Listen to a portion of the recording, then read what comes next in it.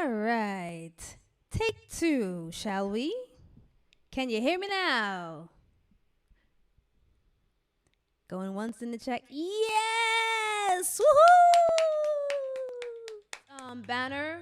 We are highlighting some well-known people from the Latino, Latinx, Hispanic community and their contributions that they've made to their community, their diaspora, and the world. And apparently this year, well, I guess every year there's a theme, right? So this year, as per youth.gov over here in the US, the theme for this year for Latin Hispanic Heritage is Todos Solos, Solos Uno.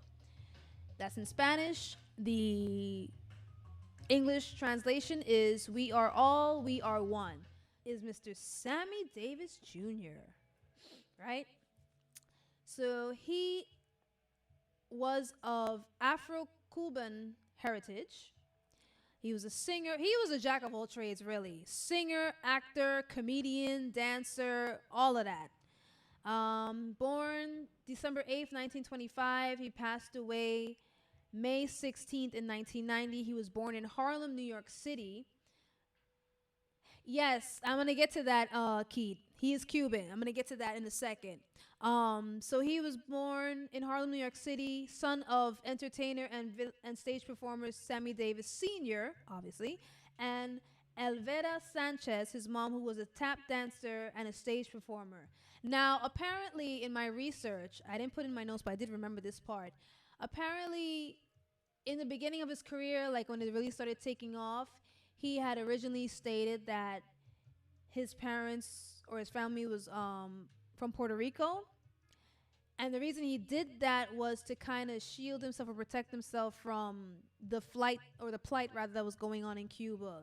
Instead of like saying like, well, actually I'm Cuban, he wanted to kind of protect himself in that way. You know, a lot of these things kind of happen in Hollywood or in the limelight where people would say they're from this place, but until much later, once they're more well established and everything is rooted and grounded, then they'll come and say, well, oh, actually, I'm actually from here. You know, so it was that kind of thing. It was a lot going on, a lot of turbulent times. So he didn't want to like, you know, mess up his stuff. So, you know, you gotta do what you gotta do. Them kind of thing. You know, for this evening is Ms. Gloria Estefan, also Cuban. She is a singer, an actress, and a businesswoman. She is dubbed the Queen of Latin Pop. She was born as Gloria Maria Milagros Fajardo Garcia on September 1st, 1957 in Havana, Cuba. She's an 8-time Grammy Award winner, recipient of the Presidential Medal of Freedom. She is named Top 100 Greatest Artists of All Time by both VH1 and Billboard. And she got her start as the lead singer of the Miami Latin Boys. Hi! So yeah, I remember distinctly one time, one of my friends in high school, he wrote out his full name.